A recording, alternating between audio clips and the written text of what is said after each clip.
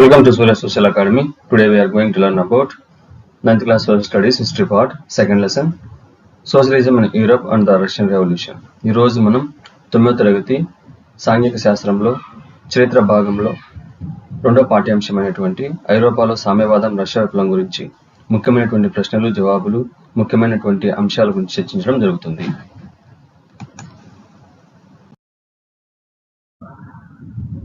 First of all, we discuss about what is socialism. A political and economic system in which property and the means of production are owned in common, typically controlled by the state or government.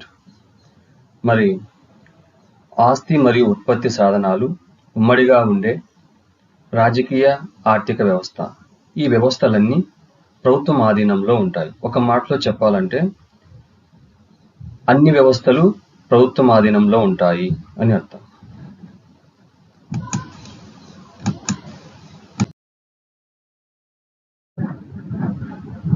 Russia location map.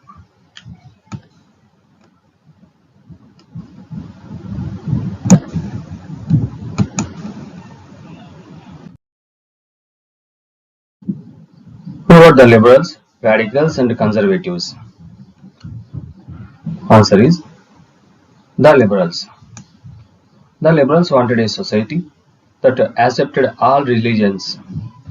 The radicals aspired to government that focused majorly on the majority of the population.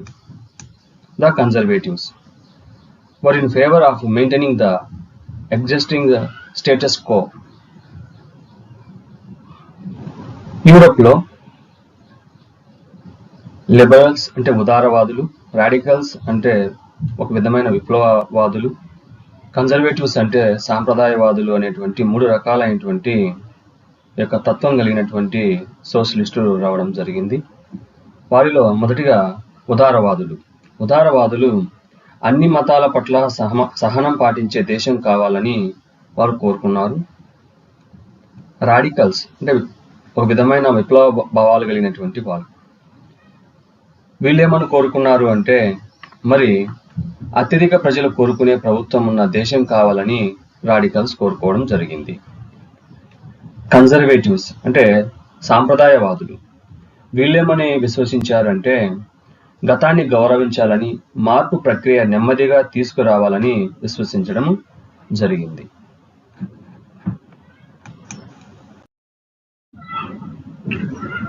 Socialists had different visions of the future. Some believed in the idea of cooperatives. Number 1, Robert Owen. He wanted to form a cooperative community called New Harmony in Indiana state. He felt that the government should also support such a cooperative and encouraging them. భవిష్యత్తు గురించి సామ్యవాదులకు భిన్నమైన దృక్పథాలు ఉన్నాయి. కొందరు సహకార భావనను విశ్వసించారు. వారిలో మొదటివాడు Robert oven.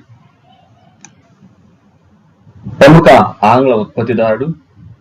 అంటే అమెరికాలో ఉన్నటువంటి ఇండియానా రాష్ట్రంలో న్యూ హార్మనీ అనేటువంటి సహకార సంఘాన్ని నిర్మించాలని కోరాడు.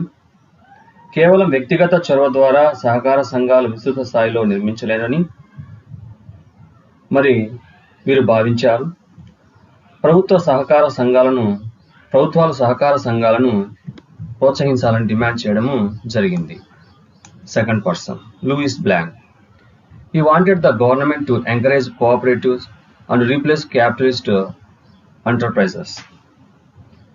ఫ్రాన్స్లో లూయిస్ బ్లాంక్ పెట్టుబడిదారీ వ్యాపారాలకు బదులుగా ప్రభుత్వం సహకార సంఘాలను ప్రోత్సహించాలని భావించారు.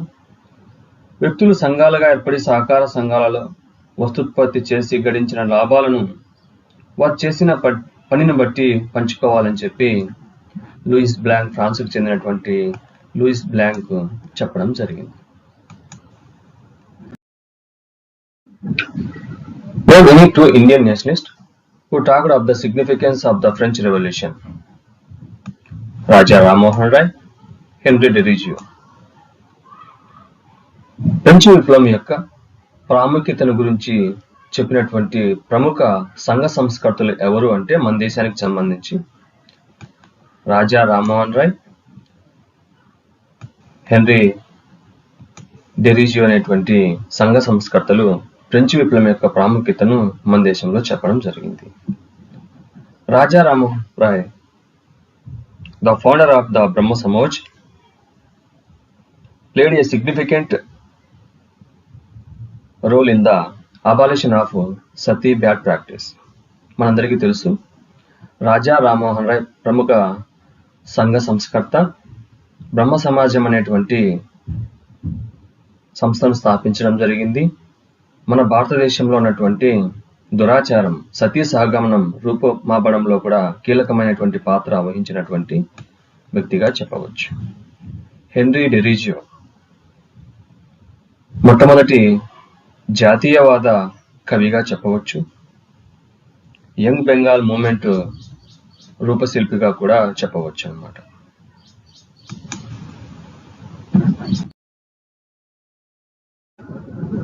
Who was Karl Marx? Karl Marx was a German philosopher during the 19th century. He worked preliminary in the realm of political philosophy and was a famous advocate for communism. He co-wrote the Communist Manifesto in the year of 1848 and was the author of Das Kapital, which together formed the basis of Marxism. Karl Marx కమ్యూనిజానికి లేదా సామ్యవాదానికి పిత అని చెప్పవచ్చు. మరి జర్మనీకి చెందినటువంటి గొప్ప కమ్యూనిజంకి సంబంధించినటువంటి తత్వవేత్త. మరి ఫ్రెడరిక్ ఏంగెల్స్ అనేటువంటి వ్యక్తితో కలిసి కమ్యూనిస్ట్ మేనిఫెస్టో అనేటువంటి బుక్ రాయడం జరిగింది. తర్వాత దాస్ కాపిటల్ అనేటువంటి బుక్ కూడా ఆయన రాయడం జరిగింది. మరి ఈయన అభిప్రాయం ప్రకారం పెట్టుబడిదారులు, కార్మికుల మధ్య సంఘర్షణ ఏర్పడుతుంది. చివరికి కార్మికులు విజయం సాధించి భవిష్యత్తులో కమ్యూనిస్టు సమాజం ఏర్పడుతుందని చెప్పి ఆయన అభిప్రాయాలను తెలపడం జరిగింది. దాని ప్రకారంగానే ప్రపంచంలో ఈ కమ్యూనిజం లేదా సోషలిజం అనేది వ్యాప్తి చెందడం జరిగింది.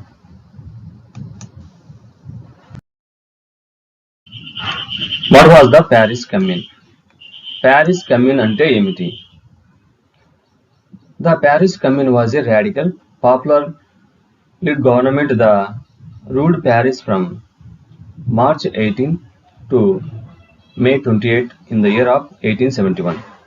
It occurred the wake of France's defeat in the Franco-German War and the collapse of Napoleon III's Second Empire.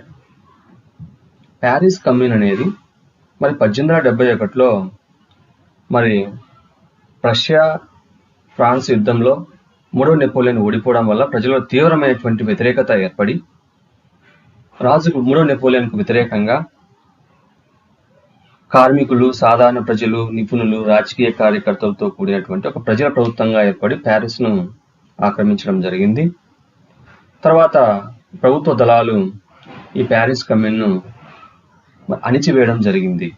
ఇది చరిత్రలో ప్యారిస్లో జరిగినటువంటి ఒక సామ్యవాద విప్లవంగా ప్యారిస్ కమ్యూన్ చెప్తారు. What is the national anthem of France? Answer is La Marseillaise. మరి ఈ యొక్క ప్యారిస్ కమ్యూన్ సమయంలో ఈ లా మార్షెల్లీ అనేటువంటి గీతాన్ని ఈ యొక్క ప్యారిస్ కమ్యూన్లో ఉన్నటువంటి విప్లవకారులు ఆలపించడం జరిగింది. When was the French national anthem written? Answer is April 24, 1792. 1792లో ఈ లా మార్షెల్లీ అనేటువంటి యొక్క జాతీయ గీతాన్ని ఫ్రాన్స్ దేశంలో రాయడం జరిగింది, విప్లవకారులు పాడడం జరిగింది.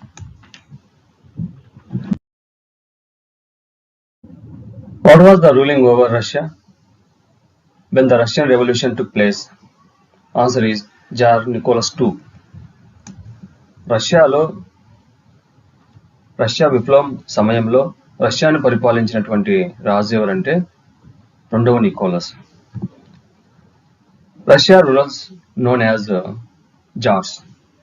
రష్యా పరిపాలకులను జార్లు అని అంటారు, అంటే రాజులను. What was Duma? It was an elected consultative parliament of Russia. రష్యాలో ఉన్నటువంటి పార్లమెంటును డ్యూమా అనే పేరుతో పిలవడం జరుగుతుంది. Define kulaks in Russia. Answer is the wealthy farmers of Russia. కులక్లు అనేటువంటి పేరు రష్యా విప్లవంలో ఎందుకు ఉపయోగించబడ్డది అంటే, కులక్స్లు అంటే బాగా సంపన్నమైనటువంటి రైతులు లేదా వడ్డీ వ్యాపారులుగా కూడా చెప్పవచ్చు. When was the Russian Social Democratic Workers' Party founded and by whom? Answer is in the year of 1898 by the Socialists who respected Marx ideas. Karl Marx భావాలకు అనుగుణంగా 1898లో రష్యా సోషలిస్ట్ డెమోక్రటిక్ వర్కర్స్ పార్టీని ఏర్పాటు చేయడం జరిగింది. ఇది రష్యాలో సామ్యవాదానికి నాందిగా చెప్పవచ్చు.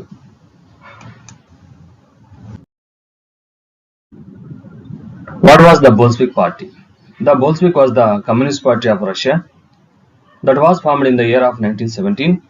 The Bolshevik Party was established by Vladimir Lenin. రష్యాలో బోల్షివిక్ పార్టీని స్థాపించిన వ్యక్తి వ్లాదిమిర్ లెనిన్ 1917వ సంవత్సరంలో స్థాపించడం జరిగింది. మరి ఈ బోల్షివిక్ విప్లవం జరిగి రష్యాలో, అంటే దాన్ని రెండో విప్లవం అంటాం, మరి అధికారము బోల్షివిక్ పార్టీకి రావడం జరిగింది. What was Menshevik? The Mensheviks represented a minority group under the leadership of Alexander Kerensky. మరి రష్యాలో మరొక పార్టీ ఉంది, మెన్స్విక్ పార్టీ అని. దీన్ని మితవాద పార్టీ అంటాం, బోల్షివిక్ పార్టీని అతివాద పార్టీ అంటాం. మరి కెరెన్స్కీ యొక్క నాయకత్వంలో మెన్స్విక్ పార్టీ లేదా ప్రభుత్వం అనేది మొదటగా ఉండేది. తర్వాత బోల్షివిక్ విప్లవం జరిగి ఆ ప్రభుత్వాన్ని, అంటే మెన్స్విక్ ప్రభుత్వాన్ని కూలదోసి బోల్షివిక్లు లెనిన్ నాయకత్వంలో రష్యాలో అధికారంలోకి రావడం జరిగింది. Who headed the Communist Party of Russia after death of Lenin? Answer is Stalin. Lenin తర్వాత రష్యా కమ్యూనిస్ట్ పార్టీకి నాయకత్వం వహించి రష్యాను పరిపాలించిన వ్యక్తి Joseph Stalin. Who was the father of Russian 5 years plan? Joseph Stalin. పంచవర్ష ప్రణాళిక లేదా 5 సంవత్సరాల ప్రణాళిక ప్రపంచంలో మొట్టమొదటిసారిగా ప్రారంభించిన వ్యక్తి ఎవరంటే జోసెఫ్ స్టాలిన్ రష్యాలో. Which country introduced the first 5 years plan in the year of 1928? Answer the Soviet Russia. Who started a collectivization program in Russia? Stalin. ఉమ్మడి వ్యవసాయ క్షేత్రాలు లేదా ఉమ్మడి వ్యవసాయ విధానాన్ని రష్యాలో ప్రారంభం చేసిన వ్యక్తి కూడా మరి స్టాలిన్. 1928లో ఈ యొక్క 5 years ప్లాన్ లేదా పంచవర్ష ప్రణాళికలు అనేటివి మొట్టమొదటిసారిగా స్టార్ట్ చేసిన వ్యక్తి కూడా జోసెఫ్ స్టాలిన్ గా చెప్పవచ్చు.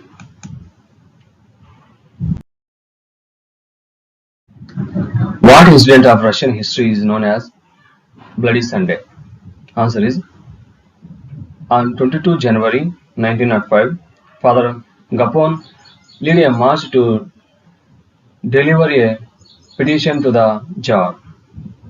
This event became known as Bloody Sunday and is seen as one of the key causes of the 1905 revolution. మరి 1905వ సంవత్సరంలో జనవరి 22వ తేదీ ఆదివారం ఫాదర్ గపోన్ నాయకత్వంలో జార్ అంటే రాజుకు వ్యతిరేకంగా ఒక ఉద్యమం జరగడం జరిగింది. దాన్ని రక్త సిక్త ఆదివారం అంటాం తెలుగులో. దాదాపు 100 మంది పైన జరిగినటువంటి కాల్పుల్లో మరణించడం జరిగింది. Who were Jihadists within the Russian Empire? Answer is Jihadists were Muslim reformers within the Russian Empire. మరి జాడిస్టులు అనేవాళ్ళు ఎవరు అంటే రష్యా సామ్రాజ్యంలో ముస్లిం మతానికి సంబంధించిన సంఘ సంస్కర్తలు లేదా సంస్కర్తలుగా చెప్పవచ్చు.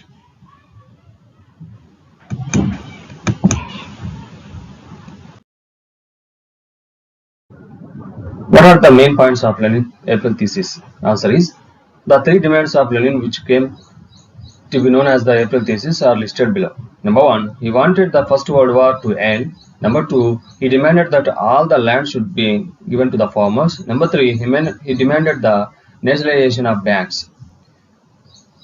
Vladimir Lenin బోల్షివిక్ పార్టీకి సంబంధించి ఏప్రిల్ సిద్ధాంతాలని ప్రధానంగా 3 సిద్ధాంతాలను ప్రజలకు చెప్పడం జరిగింది. మరి వెంటనే యుద్ధం నుంచి రష్యా విరమించుకోవాలా, మరి యుద్ధానికి ముగింపు పలకాలి అని చెప్పడం శాంతి కోసం మొదటిదిగా చెప్పడం జరిగింది. రెండవది భూమిని రైతులకు పంపిణీ చేయాలని డిమాండ్ చేయడం జరిగింది. మూడవది బ్యాంకులను జాతీయం చేయాలని 3 చెప్పడం జరిగింది. వీటిని ఏప్రిల్ సిద్ధాంతాలుగా చెప్తారు.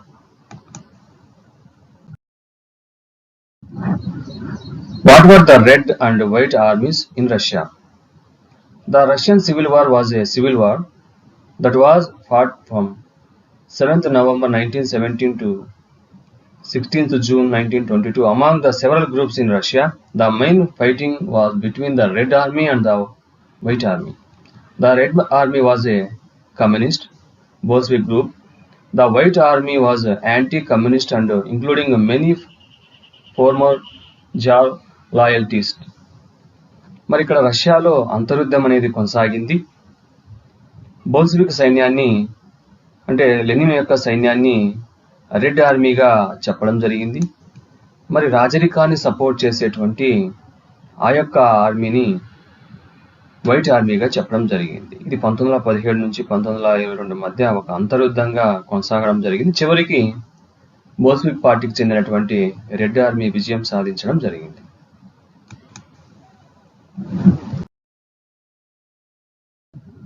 How many days in the Julius calendar behind the Gregorian calendar? Answer is 13 days currently. The Julius calendar is 13 days behind the Gregorian calendar. మరి జూలియన్ క్యాలెండర్ గ్రెగోరియన్ క్యాలెండర్ కంటే ఎన్ని రోజులు వెనక ఉంటుంది అంటే 14 రోజులు వెనక ఉంటుంది. ఎందుకంటే జూలియన్ క్యాలెండర్ను రష్యా చక్రవర్తులు అంటే రష్యా రాజులు ఫాలో కావడం జరిగింది. ప్రపంచం అంతా గ్రెగోరియన్ క్యాలెండర్ను ఫాలో కావడం జరిగింది. మరి జూలియన్ క్యాలెండర్ అనేది గ్రెగోరియన్ క్యాలెండర్ కంటే 14 రోజులు వెనక ఉంటుంది. In which year Russia followed the Julian calendar? Answer is Russia followed the Julian calendar until the 1918 February 1st. The country that changed to the Gregorian calendar, which is followed everywhere today. The Gregorian dates are the 13 days ahead of the Julian dates. రష్యాలో 1918 ఫిబ్రవరి 1 నుంచి ప్రపంచవ్యాప్తంగా వాడేటువంటి Gregorian క్యాలెండర్ను వాడడం జరిగింది.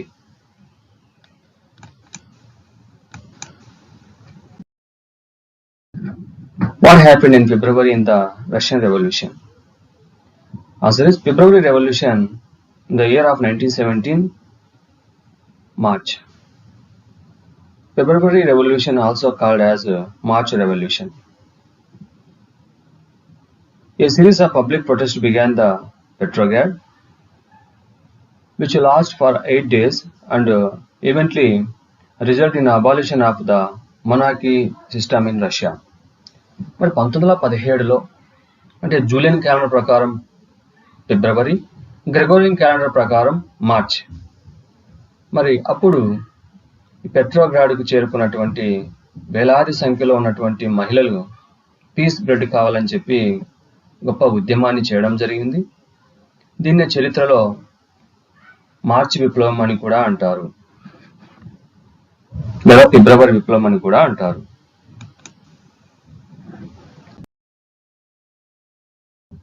What is the October Revolution in Russia? Answer is the October Revolution was the second and the last major part of Russian Revolution of 1917. It is also known as the Bolshevik Revolution. మరి ఫిబ్రవరి లేదా మార్చి revolution తర్వాత మరి అధికారం హస్తగతం చేసుకోవడానికి Vladimir Lenin నాయకత్వంలో Bolshevik party వాళ్ళు రష్యాలో రెండోసారి విప్లవం తీసుకురావడం జరిగింది. అంటే బోల్షివిక్ విప్లవం అంటాం దీన్ని. ఇది జూలియన్ క్యాలెండర్ ప్రకారం అక్టోబర్, గ్రెగోరియన్ క్యాలెండర్ ప్రకారం నవంబర్. ఆ విధంగా ఈ యొక్క బోల్షివిక్లు తిరుగుబాటు చేసి అధికారాన్ని హస్తగతం చేసుకోవడం జరిగింది. What is the full form of the USSR? Answer is Union of Soviet Socialist Republic. USSR యొక్క పూర్తి విస్తరణ చూసినట్టయితే union of Soviet socialist republic. What was the declared in 1922? Answer declaration of the creation of the USSR. USSR అనేది 1922 సంవత్సరంలో ఏర్పడడం జరిగింది. అంటే Russia యొక్క సామ్యవాద దేశాల యొక్క ఒక కూటమిగా కూడా చెప్పవచ్చు.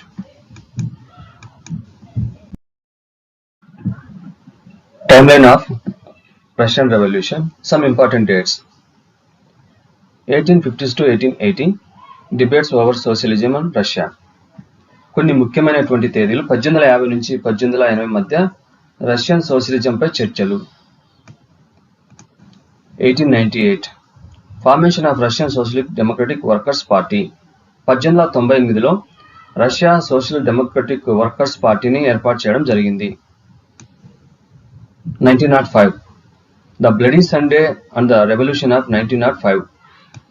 1905లో ఫాదర్ గొపోన్ నాయకత్వంలో జరిగినటువంటి ఈ రక్త సిక్తమైనటువంటి ఆదివారం లేదా 1905 తిరుగుబాటుగా చెప్పవచ్చు. 1917 2nd March abdication of the Tsar. 24th October Bolshevik uprising in Petrograd. మరి మార్చిలో 1917 మార్చిలో జార్ సింహాసనాన్ని త్యజించడం మరి విప్లవం జరగడం జరిగింది. మరి అక్టోబరు 24వ తేదీన బోల్షివిక్లు పెట్రోగ్రాడ్లో తిరుగుబాటు చేసి అధికారాన్ని హస్తగతం చేసుకోవడం జరిగింది. Year of 1918 to 1920 the civil war. 1918 నుంచి 1920 మధ్య రష్యాలో ఈ వైట్ ఆర్మీ రెడ్ ఆర్మీ మధ్య అంతర్యుద్ధం అనేది జరుగుతూ వచ్చింది. 1919 ఫార్మేషన్ ఆఫ్ కొమిన్టార్మ్. 1919లో కొమిన్టార్మ్ అనేటువంటి ఆ యొక్క రష్యా యొక్క సామ్యవాద కూటమిని ఏర్పాటు చేసుకోవడం జరిగింది. ఇది లెనిన్ నాయకత్వంలో ఏర్పడినటువంటి కొమిన్టార్మ్. 1929 బిగినింగ్ ఆఫ్ కలెక్టివైజేషన్స్. భూముల నవీకరణ ప్రారంభం అనేది 1929లో జరిగింది. ఇవి రష్యా చరిత్రలో ముఖ్యమైనటువంటి అంశాలు.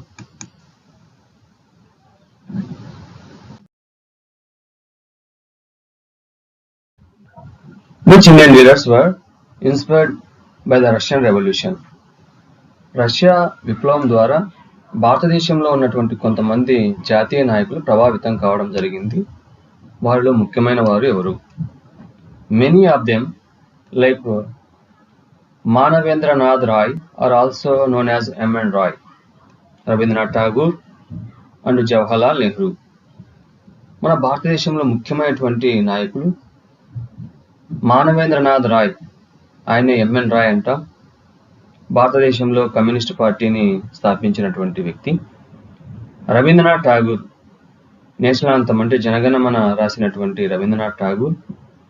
Jawaharlal Nehru, first prime minister of India, భారతదేశం మొదటి ప్రధాని. వీరు ముఖ్యంగా రష్యా యొక్క విప్లవం ద్వారా ప్రభావితమైనటువంటి భారతదేశ నాయకులు.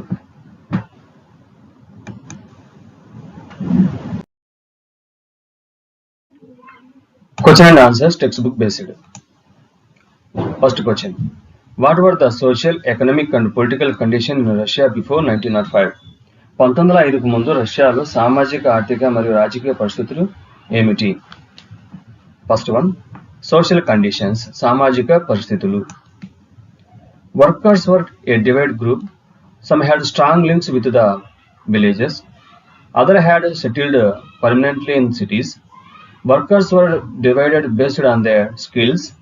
The division among workers reflected in their dress and manners too. సామాజిక పరిస్థితులు. మొదటిగా, కార్మికులు విభజింపబడి సామాజిక సమూహంగా ఉండేవారు. కొంతమంది తాము వచ్చిన గ్రామాలతో బలమైన సంబంధాలు ఉండేవి. మరికొంతమంది నగరాల్లో స్థిర నివాసం ఏర్పాటు చేసుకున్నారు. కార్మికులను నైపుణ్యం ఆధారంగా విభజింపబడ్డారు. కార్మికుల మధ్య విభజనలకు అనుగుణంగా వారి దుస్తులు ప్రవర్తన రీతుల్లో ఉండేవి. దుస్తులు మర్యాదలతో కూడా కార్మికుల మధ్య విభజనను చూపించారు. Number 2, economic conditions. Most industries were the private property of industrialists. The government supervised large factories. The industry was found in packets. Many factories were set up in the 1890s when Russia railway network was extended. Foreign investment in industry increased, coal production doubled, and iron and steel output quadrupled. More industries were the private property of industrialists.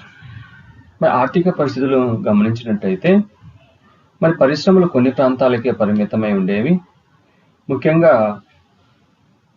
1890లలో రష్యాలో రైల్వేలు విస్తరించినప్పుడు అనేక కర్మాగారాలు స్థాపించారు. పరిశ్రమలలో విదేశీ పెట్టుబడులు పెరిగాయి.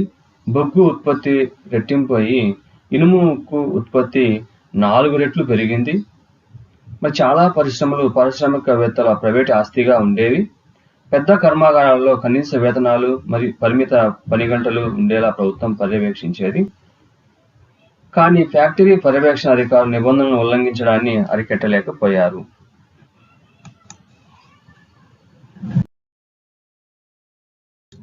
Political conditions in Russia. Russia was an autocracy. Unlike other European countries, the Tsar was not subject to a parliament. Liberals in Russia campaigned to end this state of affairs. Socialist Revolutionary Party struggled for peasants' rights. 1905 was the year when the incident of Bloody Sunday took place. 100 workers were killed and about 300 were wounded. Bloody Sunday started a series of events that became known as the 1905 Revolution.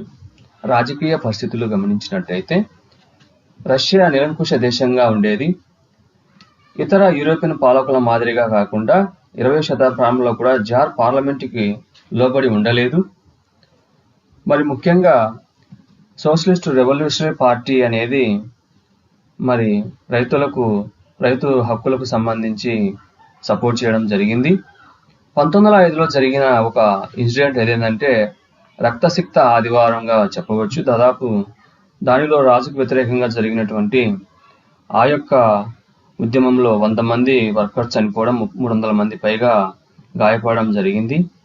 మరి అప్పటి నుంచి రాజుకు వ్యతిరేకంగా ఈ రాజకీయ అనిశ్చితి అనేది ప్రజలలో ఉండేది.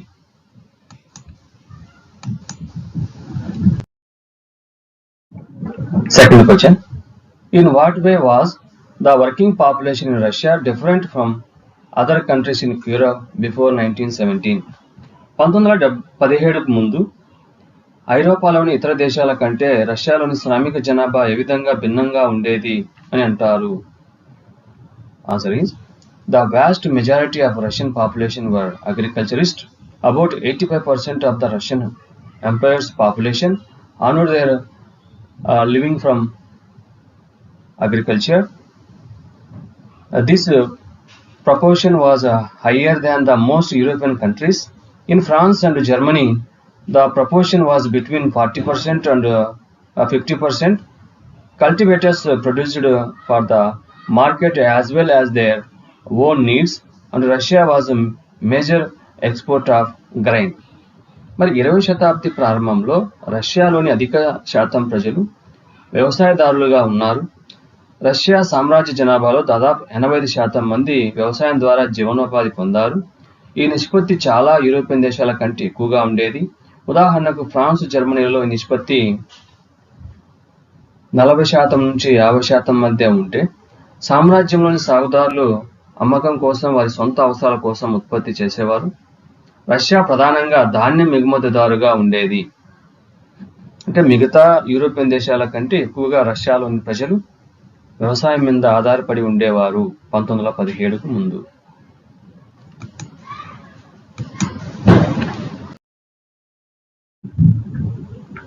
Why did the Tsar autocracy collapse in 1917? Third question. 1917లో tsarist నిరంకుశ పాలన ఎందుకు కూలిపోయింది? Answer is, after 1905, most trade unions and factories committees were declared illegal. There were restrictions on political activities. The Tsar dismissed the first and second Dumas very quickly because he did not want his authority and powers to be questioned. The third Duma was filled with the conservative politicians.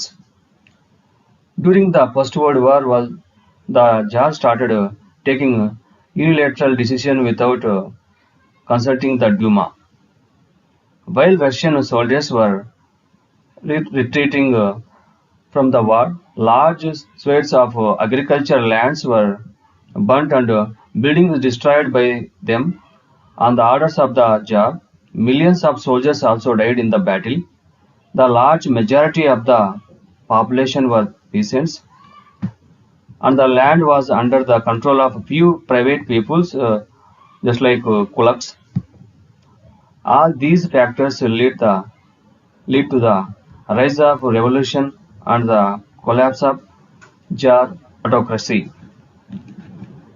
మరి 1917లో ఈ జారిస్టులు అంటే జార్ల నిరంకుశ పాలన ఎందుకు అంతమైంది అంటే మరి అనేక యొక్క వ్యాపార సంఘాలు కావచ్చు, ఫ్యాక్టరీలు కావచ్చు, ఇల్లీగల్గా మరి రాజు యొక్క సపోర్ట్తో రావడం జరిగింది.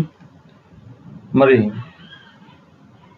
అయితే రాజు యొక్క అధికారాన్ని ప్రశ్నించేటువంటి ఈ డ్యూమాలు అంటే ఫస్ట్ డ్యూమా, సెకండ్ డ్యూమా అంటే రష్యాలో పార్లమెంట్ డ్యూమా అంటాం. మరి ఫస్ట్ డ్యూమాను, రెండవ డ్యూమాను ఆయన రద్దు చేయడం జరిగింది జార్, రెండవ నికోలస్. మరి మూడవ డ్యూమాలో పూర్తిగా రాజును సపోర్ట్ చేసేటువంటి సాంప్రదాయవాదులు, కన్జర్వేటివ్స్ను నింపడం జరిగింది. మరి ఫస్ట్ వరల్డ్ వార్లో ఎటువంటి డిస్కషన్ లేకుండా ఏకపక్షంగా పాల్గొనడం జరిగింది. మరి అదేవిధంగా ఫస్ట్ ప్రపంచ యుద్ధంలో అనేక లక్షల మంది రష్యా సైనికులు చనిపోవడం జరిగింది. మరి ఈ యుద్ధంలో రష్యాలో ఉన్నటువంటి అనేక భూములను ఆ యొక్క జర్మనీ వాళ్ళు కావచ్చు, సెంట్రల్ పవర్స్ అంటే వాళ్ళు కాల్చివేయడంతో ఆహార కొరత అనేది కూడా విపరీతంగా ఏర్పడింది. చాలా లక్షల మంది చనిపోయారు. మరి కొన్ని భూములన్నీ ఈ కులకులు అనేటువంటి యొక్క సంపన్నమైనటువంటి వర్గం వారి చేతిలో ఉండేది. ఇవన్నీ ప్రధాన కారణాలుగా చెప్పవచ్చు. మరొక కారణం ఏమంటే అధముడైనటువంటి సన్యాసి, especially monk called Rasputin made the autocracy unpopular. రస్పుటిన్ అనేటువంటి అధముడైనటువంటి సన్యాసి కూడా ఇచ్చిన సలహాలు కూడా రాజుకు వ్యతిరేకంగా పనిచేయడం జరిగింది అన్నమాట. ఇవన్నీ ఈ యొక్క జార్ల పతనానికి కారణంగా చెప్పవచ్చు. Fourth question, make two lists, one with the main events and the other of February Revolution and the other with the main events and effects of the October Revolution. ఇక్కడ రెండు జాబితాలు రూపొందించి మరి ఫిబ్రవరి విప్లవానికి సంబంధించినటువంటి సంఘటనలు ఒక క్రమంలో తెలపండి. మరి అదేవిధంగా అక్టోబర్లో జరిగినటువంటి ఆ యొక్క విప్లవానికి సంబంధించిన విషయాలు అంటే బోల్షివిక్ విప్లవానికి సంబంధించిన విషయాలు ఒక క్రమబద్ధం మరి తెలపండి అని చెప్పి ఇవ్వడం జరిగింది. మరి answer, the events during February revolution. February 22 factory locked on the right bank to places. February 22వ తేదీన 1917లో కొన్ని కర్మాగారాలను తాత్కాలికంగా విప్లవకారులు మూసివేయడం జరిగింది. 25th February Duma was dissolved. 25వ తేదీలో అంటే ఫిబ్రవరి 25వ తేదీన డ్యూమాను రద్దు చేయడం జరిగింది Tsar. 27th February police headquarters ransacked, regiment support the workers, formation of Soviet. మరి 27వ తేదీ పోలీస్ హెడ్ క్వార్టర్స్ ను ధ్వంసం చేయడం జరిగింది విప్లవకారులు. మరి ఈ యొక్క కార్మికులు అదేవిధంగా మిగతా వాళ్ళతో సోవియట్ లేదా కౌన్సిల్గా ఏర్పడడం జరిగింది. 2nd March the tsar abdicated his power The Soviet and Duma leaders formed a provisional government for Russia. The February Revolution had no political party at its forefront. It was led by the people themselves. Petrograd had brought down the monarchy system and thus gained a significant place in Soviet history. The unions grew in numbers. మరి మార్చి 2వ తేదీన jar 2వ Nicholas పదవిని త్యజించడం జరిగింది. మరి ఆ దేశ పరిపాలనను మరి డూమా నాయకులు తాత్కాలికంగా ఏర్పాటు చేయడం జరిగింది. మరి ఈ యొక్క దీనిలో ఎటువంటి రాజకీయ పార్టీలు పాల్గొనలేదు. ప్రజలే ముఖ్యంగా పీస్ అండ్ బ్రెడ్ అంటే శాంతి రొట్టె కావాలని చెప్పి ఇక్కడ ముఖ్యంగా మహిళలు అంటే ఉమెన్స్ పార్టిసిపేషన్ ఎక్కువగా ఉండేది. ఇది మొదటిగా ఉన్నటువంటి ఫిబ్రవరి విప్లవానికి సంబంధించినటువంటి లేదా గ్రెగోరియన్ క్యాలెండర్ ప్రకారం మార్చి రెవల్యూషన్ అంటే మార్చి విప్లవంగా కూడా చెప్పవచ్చు.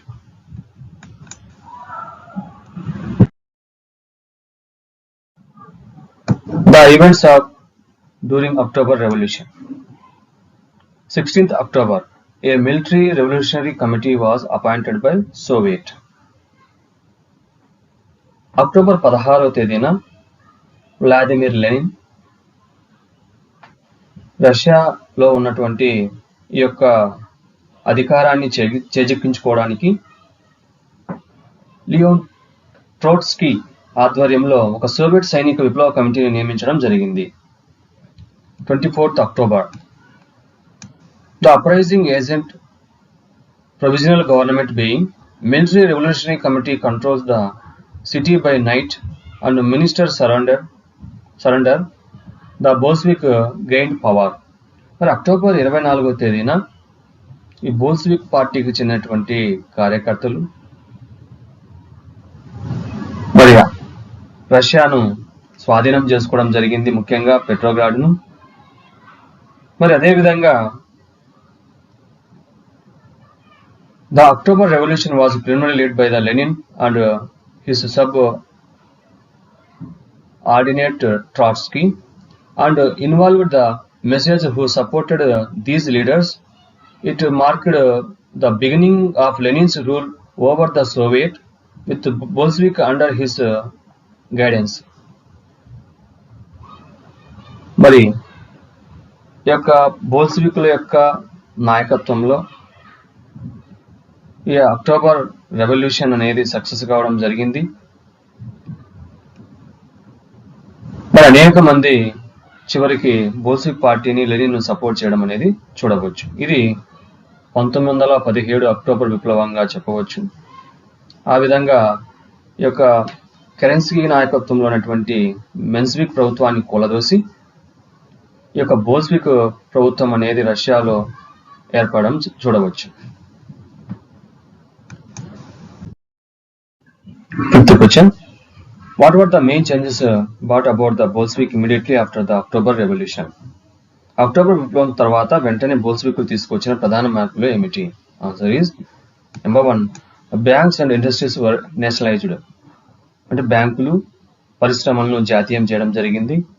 Land was declared social property, thereby allowing peasants to seize it from the nobilities. భూమిని అంతా సామాజిక ఆస్తిగా ఉమ్మడి ఆస్తిగా ప్రకటించడం జరిగింది. నొబిలిటీస్ అంటే కులీనులు అంటే కులకుల చేతిలో ఉన్నటువంటి ఆ భూమిని అంతా స్వాధీనం చేసుకుని రైతులకు పంచడం జరిగింది. In urban areas houses were partitioned according to family requirements. నగరాల్లో కుటుంబ అవసరాలకు అనుగుణంగా పెద్ద గృహాల విభజన అమలు చేయడం జరిగింది. Old aristocratic titles were banned and new uniform were designed for the army and the officials. మరి పాత రాజరికానికి సంబంధించినటువంటి బిరుదులన్నీ నిషేధించడం జరిగింది. మరి అదేవిధంగా ఈ యొక్క కొత్త యూనిఫామ్ అంటే కొత్త రకమైనటువంటి సైనికులకు దుస్తులు యూనిఫారాలు అధికారులకు సైన్యానికి ఇవ్వడం జరిగింది. New uniforms were introduced by the army and the officials. The Treaty of Brest-Litovsk was a separate peace treaty signed on March 3, 1918 between Soviet Russia and the Central Powers Germany. మరి జర్మనీతో తక్షణ శాంతి కోసం 1918 సంవత్సరంలో బ్రెస్ట్ లిటోవ్స్క్ ట్రీటీ అంటే breast లిటోవ్స్క్ సంధి చేసుకొని మొదటి ప్రపంచ యుద్ధం నుంచి రష్యా బయటికి రావడం జరిగింది. Sixth question. Write a few lines to show what you know about. ఈ క్రింది వాటి గురించి మీకు తెలిసిన కొన్ని విషయాల గురించి కొన్ని పంక్తులు రాయండి. Number 1, kulaks. It is a Russian term for wealthy peasants. మొదటిది కులకులు అనేటువంటి పదం. కులకులు అంటే రష్యాలో ఉన్నటువంటి చాలా సంపన్నమైనటువంటి రైతులు అని అర్థం. Were holding grain to gain more profit.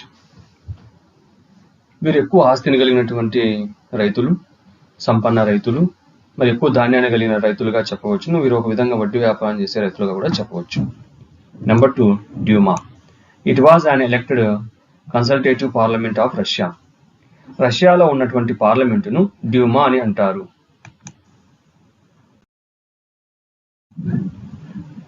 Women's workers between 1900 and 1930.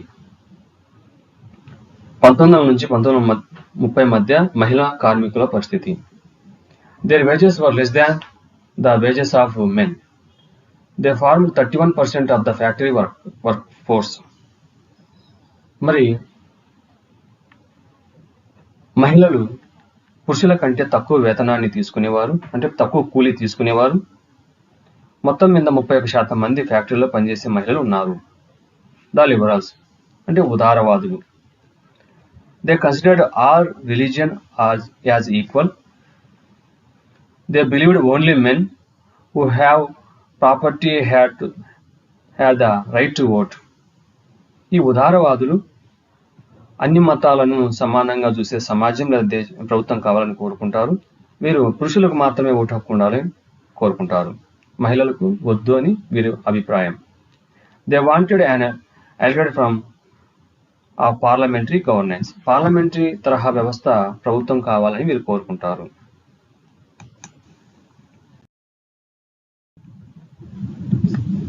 Stalin's కలెక్టివైజేషన్ programme.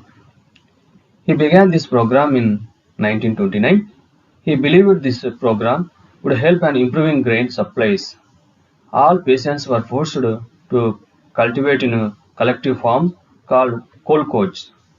On the countries, this worsened the food supply situation.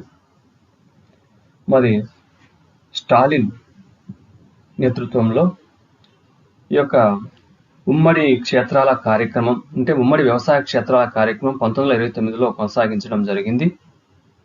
దీని ప్రకారం వ్యవసాయ భూమిని అందరికీ మరి హక్కుగా ఉమ్మడి వ్యవసాయంగా క్షేత్రాలుగా చేయడం జరిగింది. మరి